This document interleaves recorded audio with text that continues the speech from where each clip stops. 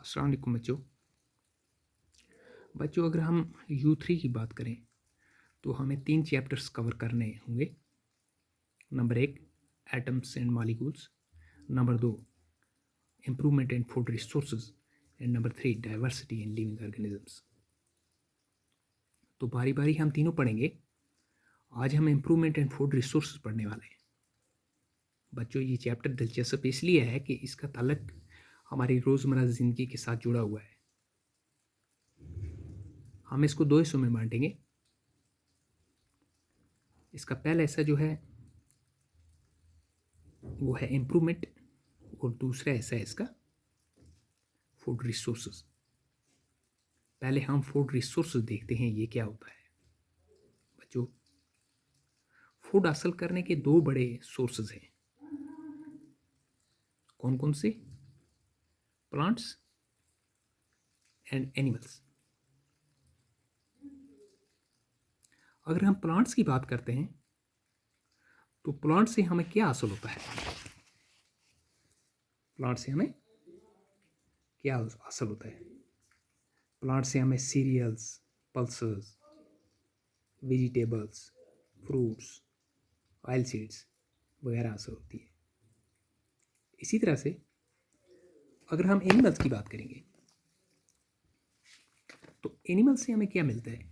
बच्चों एनिमल्स जो हैं, एनिमल्स से हमें मीट, इसके अलावा मिल्क, है ना, इसके अलावा eggs,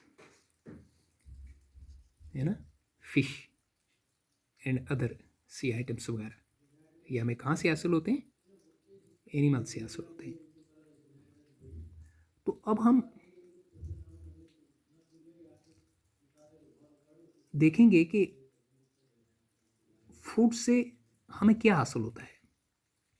what do we get food from, यानी ग़िज़ा से हम हासिल क्या करते हैं। तो बच्चों हमें मालूम होना चाहिए कि ये जो हम राइस, वीट, मेज़, ये चीज़ें जब हम लेते हैं तो हमें ये चीज़ें क्या देती हैं? इन चीज़ों से हमें कार्बोहाइड्रेट हासिल होता है, जिनसे हमारी एनर्जी की रिक्वायरमेंट पूरी होती है। इसी तरह से हम जो पल्सेस,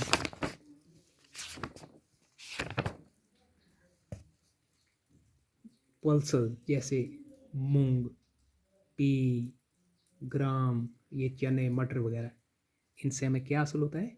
इनसे हमें प्रोटीन मुहैया होता है।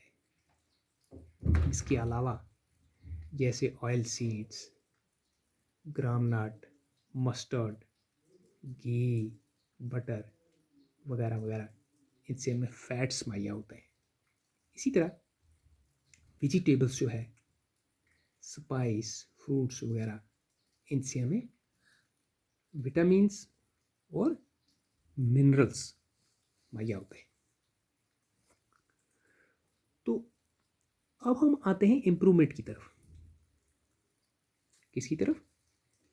इम्प्रूवमेंट की तरफ, यानी इम्प्रूवमेंट इन फूड प्रोडक्शन। किस तरह से हम एग्रीकल्चर को बढ़ावा दे सकते हैं ताकि अनाज, सब्जियां, फ्रूट वगैरह की प्रोडक्शन ज़्यादा हो सके और हमारी रिक्वायरमेंट भी पूरी हो सके।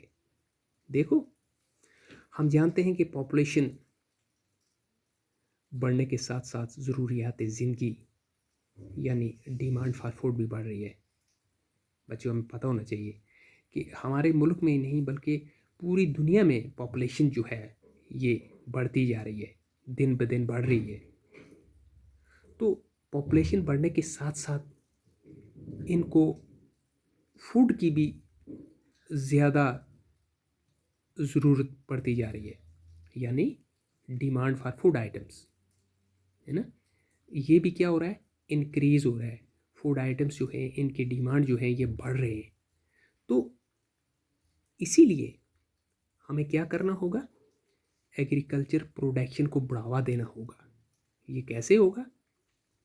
इसके लिए हमें बहुत सारे ऐसे इक़दामात उठाने होंगे, जैसे एग्रीकल्चर लैंड जो है ना, एग्रीकल्चर लैंड जो है इसको क्या करना होगा, इसको फर्टाइल बनाना होगा, इसको ज़रखेज़ बनाना होगा। इसके लिए हमारे पास बहुत सारे ऐसे जैसे कई तरह की खादें हैं आज मार्केट में आ रही हैं, है ना, उनका इस्तेमाल करना होगा। आबियारी के नए नए तरीके अपनाने होंगे, है ना। इसके अलावा हाई यील्डिंग वैरायटी सीड्स, यानी कि जो अच्छे बीज जो होंगे उनका इस्तेमाल करना होगा। इसके अलावा क्रॉप वैरायटी इम्प्रूवमेंट यानी choice of seeds for planting, ये करना होगा।